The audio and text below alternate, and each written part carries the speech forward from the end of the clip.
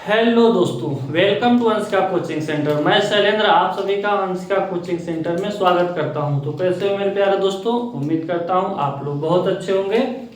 तो मेरे प्यारे भाइयों, आज से हम लोग आज 1 जुलाई है और 1 जुलाई से हम लोग जो है कक्षा 9 और 10 का जो है गणित स्टार्ट करते हैं और बेसिक लेवल से हम लोग पढ़ेंगे एडवांस लेवल तक। ठीक है मेरे दोस्तों, तो आज से जो है आपका कक्षा 9 और 10 का जो है एक गणित का जो है कि फर्स्ट चैप्टर स्टार्ट होगा। और कक्षा 9 और 10 का जो है जो पहला चैप्टर है वो कॉमन चैप्टर है। कॉमन चैप्टर है यानी कि नंबर सिस्टम। मेरे दोस्तों, नंबर सिस्टम जो है वो कक्षा 9 में भी है और कक्षा 10 में भी है। ठीक है, क्या है? संख्या पद्धति। संख्या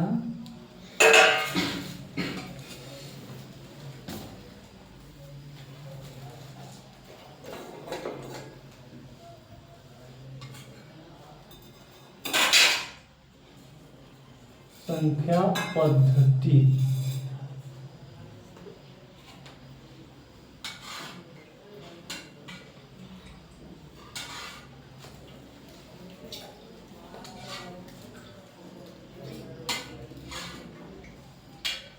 संख्या पद्धति यानी कि नंबर सिस्टम।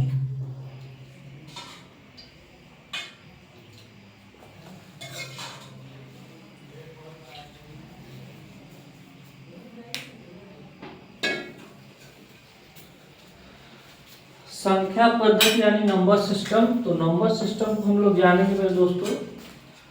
नंबर सिस्टम में हम लोग देखेंगे संख्याओं का वर्गीकरण, कैसी कैसी संख्याएं होती हैं। ठीक है, आज हम लोग संख्याओं को सबसे पहले जानेंगे। संख्याओं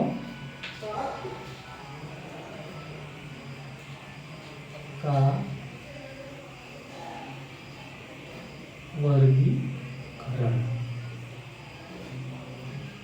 संख्याओं का वर्गीकरण।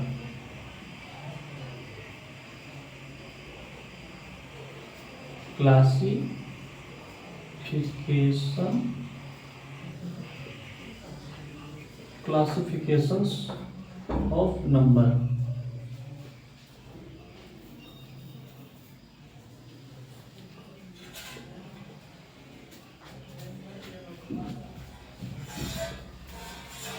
छोटा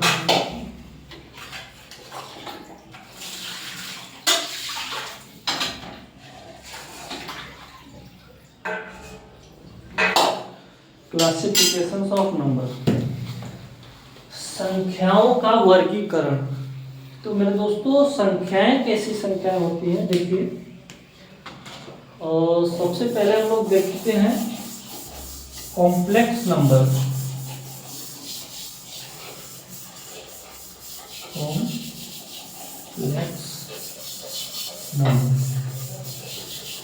कॉम्प्लेक्स नंबर को हम हिंदी में कहते हैं सम्मिश्र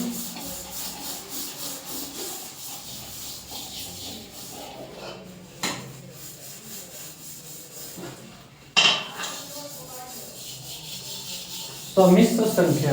सम्मिश्र संख्या का मतलब होता है मेरे दोस्तों संख्याओं का मिश्रण। सम्मिश्र मतलब सभी संख्याओं का मिश्रण। सभी संख्याओं का मिश्रण का मतलब मेरे दोस्तों कॉम्प्लेक्स नंबर को हम दो भागों में बांटेंगे, यानी कि अलग अलग कॉम्प्लेक्स नंबर में दो भाग होते हैं। कौन कौन से होते हैं देखिए। रियल नंबर,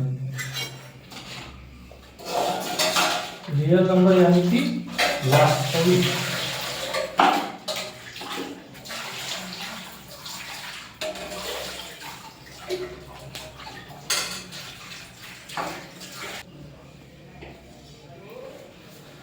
सम्मिश्र संख्या में दो भाग होते हैं। पहला भाग होता है वास्तविक संख्या और दूसरा भाग होता है इमेजिनरी।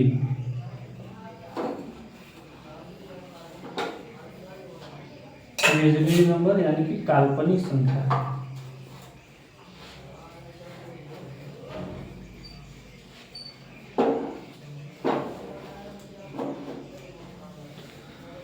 तो मेरे दोस्तों जो हमारे सिलेबस में है वो है वास्तविक संख्या यानी कि रियल नंबर। ये इमेजिनरी नंबर हमको नहीं पढ़ना है, ठीक है। पर हमको अगर कोई पूछता है कि कॉम्प्लेक्स नंबर कैसा नंबर है या कैसी संख्या है, तो हम लोग बोलेंगे कि रियल नंबर और इमेजिनरी नंबर को मिला के या के मिश्रण से या को मिला के जो नंबर बनता है उसे हम लोग कॉम्प्लेक्स नंबर कहते हैं। कॉम्प्लेक्स नंबर का देखिए ये उदाहरण होता है कि real number plus imaginary number.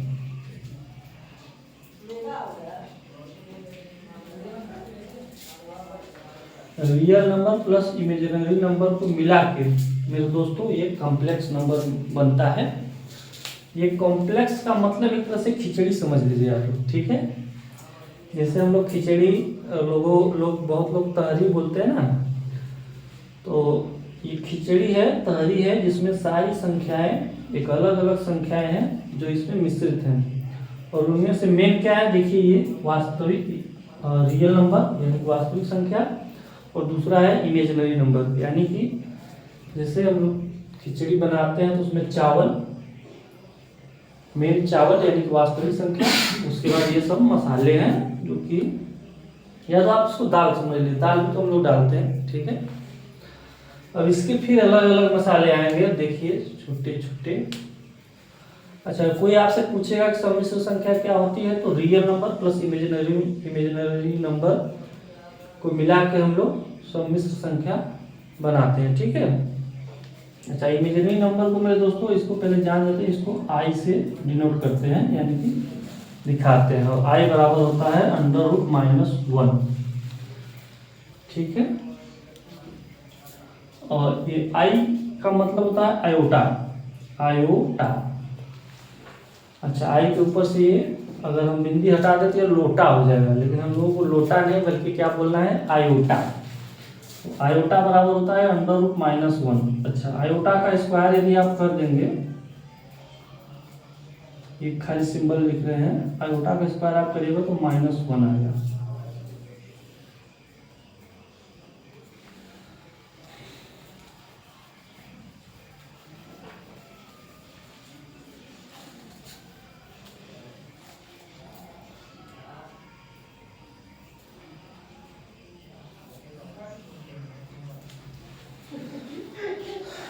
मेरे प्यारे भाइयों, यदि आपसे कोई पूछता है कि आयोटा का कोई उदाहरण दीजिए, तो आप लोग बताइएगा कि करणीगत ऋणात्मक संख्या यानी कि रूट के अंदर यदि कोई ऋणात्मक संख्या है और उसका हम वर्ग करते हैं और संख्या निगेटिव आती है, तो वह संख्या इमेजिनरी नंबर यानी कि काल्पनिक संख्या होगी, ठीक है।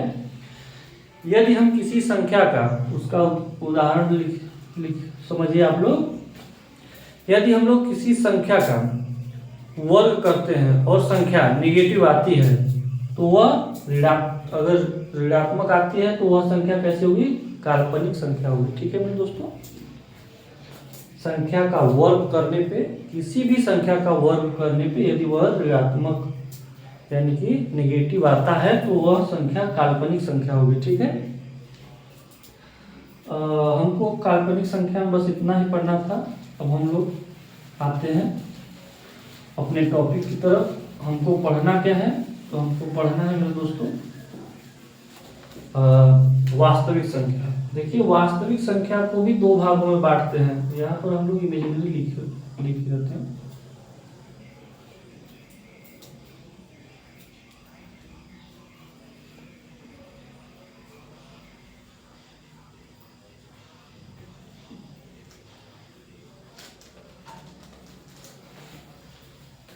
देखिए, अब हम लोग रियल नंबर को भी दो भाग में बांटेंगे, ठीक है।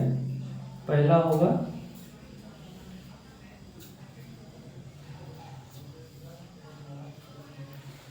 पहला क्या होगा,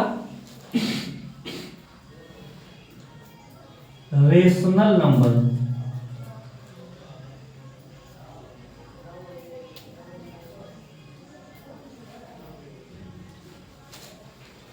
सही नहीं चल रहा है।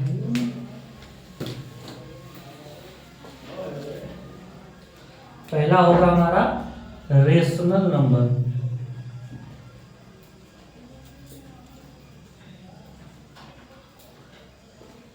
रेशनल नंबर का मतलब परिमेय संख्या।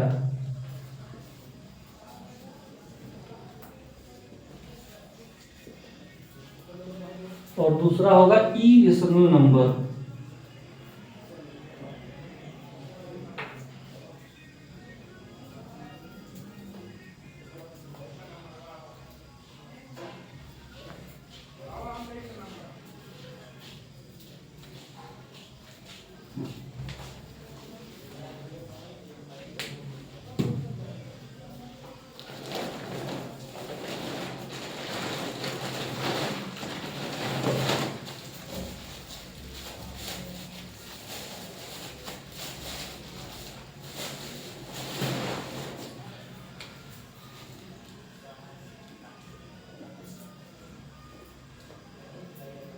इरेशनल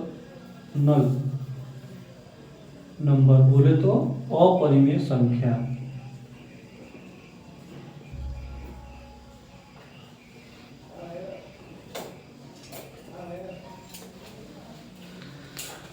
देखिए मेरे दोस्तों, हमारे टॉपिक में है जो हमारे कक्षा 9वीं और 10वीं के सिलेबस में है, वो है रियल नंबर। तो रियल नंबर यानी वास्तविक संख्या है। तो वास्तविक संख्या को हम दो भागों में बांटेंगे, रेशनल नंबर यानी परिमेय संख्या और इरेशनल नंबर यानी अपरिमेय संख्या। ठीक है, तो देखिए परिमेय संख्या क्या होता है, ये पी अपान क्यू के रूप में होता है। ठीक है मेरे दोस्तों, पी अपान क्यू के रूप में होता है, लेकिन ये क्यू 0 के बराबर नहीं होता। ठीक है मेरे दोस्तों, P 0 के बराबर, अरे Q 0 के बराबर नहीं होता। ठीक है, लेकिन P और Q दोनों ही इंटीजर होने चाहिए। क्या होने चाहिए, दोनों इंटीजर यानी कि पूर्णांक।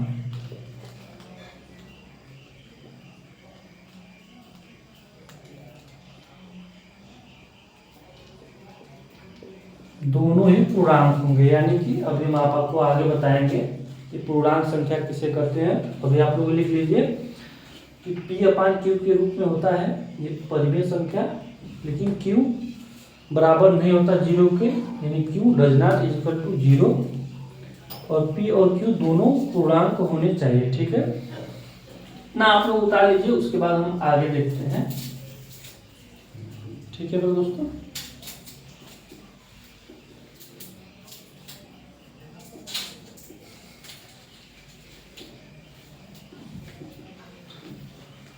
आइए हम लोग आगे चलते हैं।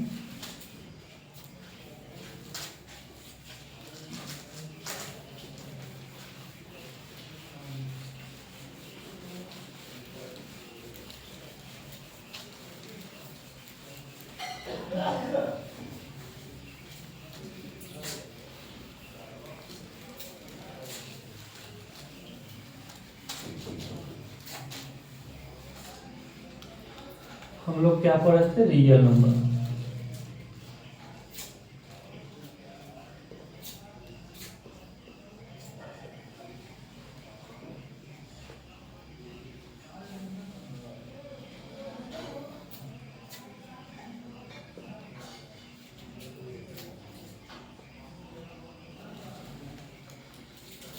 वास्तविक संख्या में हम लोगों ने क्या, परिमेय संख्या और अपरिमेय संख्या देखा। तो देखिए परिमेय संख्या जो कि P अपान Q के रूप में होता है, लेकिन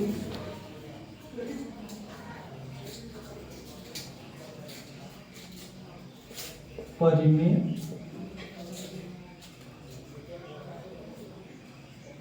संख्या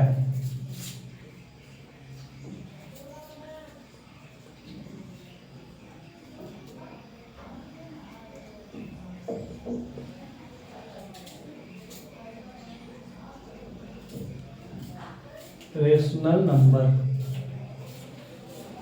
परिमेय संख्या यानी कि रेशनल नंबर जो P/Q के रूप में होता है। और Q does not equal to 0 यानी कि Q 0 के बराबर नहीं होना चाहिए। और P और Q दोनों क्या होने चाहिए? पूर्णांक।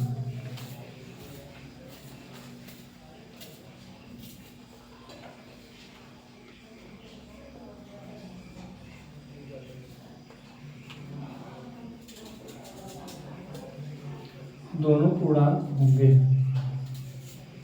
ठीक है।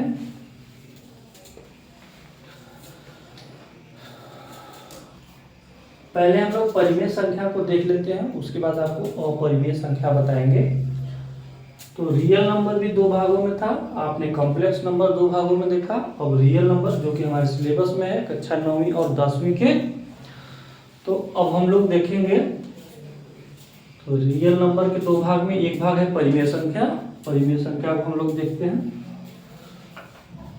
परिमेय संख्या में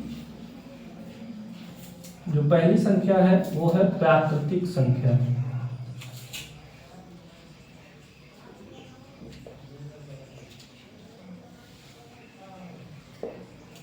प्राकृतिक संख्या, प्राकृतिक संख्या यानी नेचुरल नंबर।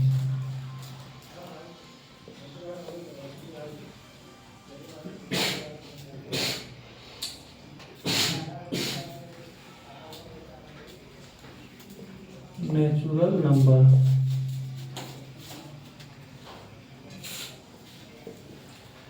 प्राकृतिक संख्या नेचुरल नंबर, जो संख्या हमें प्रकृति से प्राप्त हुए, यानी कि प्रकृति के द्वारा जो हमें नंबर प्राप्त हुआ है उसे प्राकृतिक संख्या यानी कि नेचुरल नंबर कहते हैं। और प्राकृतिक संख्या मेरे दोस्तों एक से स्टार्ट होता है। किससे? एक से। 1 2 3 4 डॉट डॉट डॉट अनंत तक।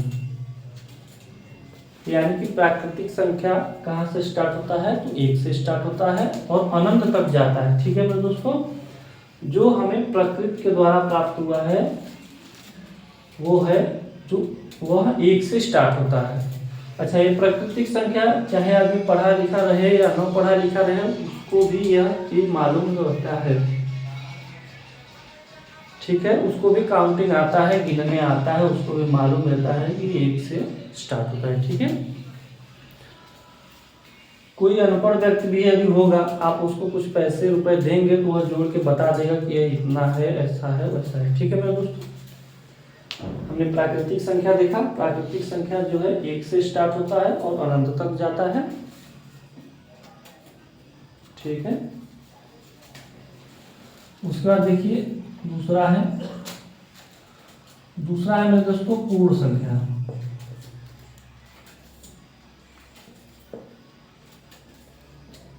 पूर्ण संख्या यानी कि होल नंबर।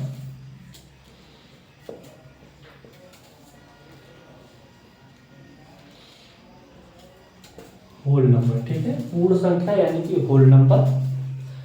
मेरे दोस्तों प्राकृतिक संख्या जब थी तो हमको पूर्ण संख्या की जरूरत यानी कि होल नंबर की जरूरत क्यों हुई, ठीक है। सबसे पहले हम इसको जानते हैं, आखिर इसकी जरूरत क्यों हुई, क्यों प्राकृतिक संख्या से काम हमारा नहीं हुआ, पूर्ण संख्या की किस लिए जरूरत हुई। तो आइए देखते हैं। जैसे मेरे दोस्तों 5 है और 4, यदि हम इसको जोड़ते हैं तो 9 आता है, ठीक है। तो 9 कैसी संख्या है? 9 एक प्राकृतिक संख्या है और जोड़ने से हमको 9 मिल जा रहा है, ठीक है। यदि हमने 5 में से 5 घटा दिया, अब क्या आ गया? 0 आ गया। प्रकृति के द्वारा तो हमको यही नंबर मिला था, अभी 0 आ गया। अब 0 को हम क्या करेंगे? तो 0 को इसमें ऐड करेंगे और ऐड करने से यानी कि 0 भी उसमें शामिल करेंगे तो एक नई संख्या प्राप्त होगी। उसी को हम लोग होल नंबर यानी कि पूर्ण संख्या कहते हैं। तो पूर्ण संख्या 0 से स्टार्ट होता है, ठीक है।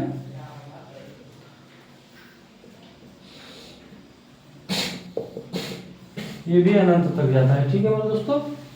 पूर्ण संख्या का यहाँ से स्टार्ट होता है तो 0 से स्टार्ट होता है और अनंत तक जाता है। और प्राकृतिक संख्या वो हमारा 1 से स्टार्ट होता है और अनंत तक जाता है। ठीक है, अब इसके बाद है मेरे दोस्तों तीसरा पूर्णांक, जिसके बारे में हमने आपको यहाँ पर बताया था। ठीक है, पूर्णांक, पूर्णांक संख्या, पूर्णांक को कहते हैं इंटीजर।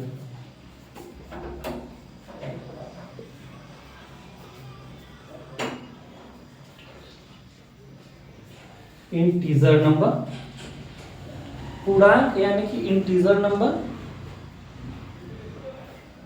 अब इंटीजर नंबर की क्यों जरूरत पड़ी हमको दोस्तों, बताइए। जैसे शून्य की हमने जो है कि शून्य को निकाला, तो शून्य की जरूरत की वजह से हमको एक नई संख्या प्राप्त हुई, जिसको पूर्ण संख्या यानी होल नंबर कहते हैं।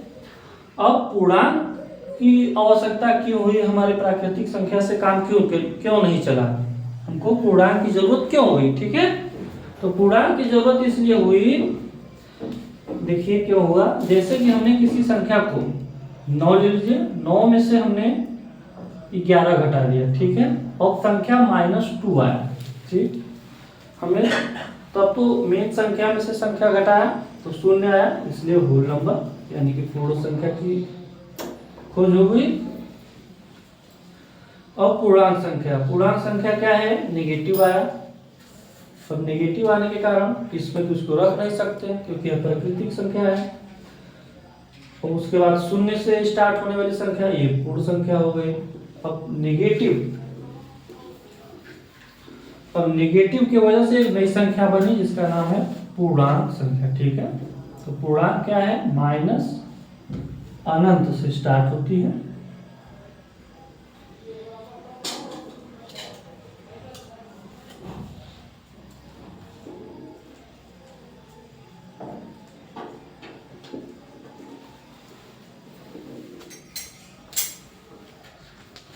माइनस अनंत से स्टार्ट होके प्लस अनंत तक जाने वाली संख्या, जिसमें 0 भी शामिल है, ऐसी संख्या को हम लोग कहते हैं पूर्णांक यानी कि इंटीजर नंबर। ठीक है मेरे दोस्तों,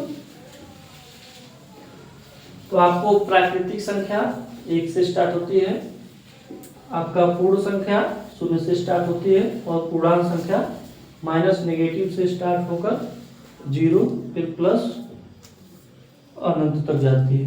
माइनस अनंत से लेके प्लस अनंत तक, इन्फिनिटी से माइनस इन्फिनिटी से प्लस इन्फिनिटी तक जाती है। ठीक है मेरे दोस्तों, सो मेरे प्यारे भाइयों, आज आप लोग ये तीनों संख्याएं याद करिए।